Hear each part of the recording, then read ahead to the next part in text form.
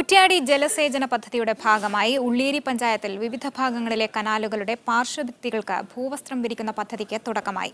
കയർ ഉപയോഗിച്ചാണ് ഭിത്തികൾക്ക് ഭൂവസ്ത്രം നിർമ്മിക്കുന്നത്. കനാൽ ഭിത്തി ഇടിയുന്നത് തടയുകയാണ് ലക്ഷ്യം. കനാലിന്റെ ഭിത്തികൾ തകരുകയും ഇതിലൂടെ ചോർച്ചയുണ്ടാവുകയും ചെയ്യുന്ന സാഹചര്യത്തിലാണ് കയർ ഭൂവസ്ത്രം വിരിക്കുന്നത്. ഉള്ളിയേരി 19 മുതൽ പെരിങ്ങിണിത്താഴെ വരെയുള്ള കനാലുകളുടെ പാർശ്വഭിത്തിയിലാണ് ഭൂവസ്ത്രം വിരിക്കുന്നത്. ഉള്ളിയേരി 19 മുതൽ പെരിങ്ങിണിത്താഴെ വരെയുള്ള കനാലുകളുടെ പാർശ്വഭിത്തിയിലാണ് പദ്ധതി നടക്കുന്നത്.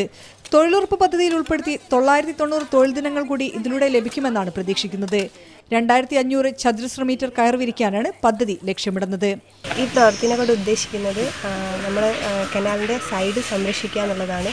കാർബോസ്റ്റർ ഉപയോഗിച്ചിട്ടാണ് ഈ വർക്ക് നടക്കുന്നത്. ഏകദേശം 2 സൈഡായിട്ട് 300 മീറ്റർ ചെയ്യുന്നുണ്ട്.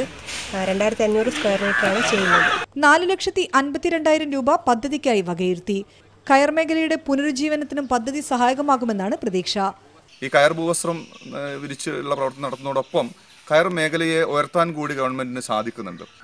പഴയ കാലത്തുള്ള കിള അത് ഇപ്പോൾ ഈ സ്ത്രീകൾ ഏറ്റെടുത്ത് ചെയ്യുക എന്ന് പറയുന്നത് ഏറ്റവും നന്നായിട്ട് ഏറ്റവും മികച്ച രീതിയിലേക്ക് ആ പ്രവർത്തനം ഏറ്റെടുക്കുന്നത് കൂടി നമുക്ക് കാണാൻ സാധിക്കുന്നുണ്ട്.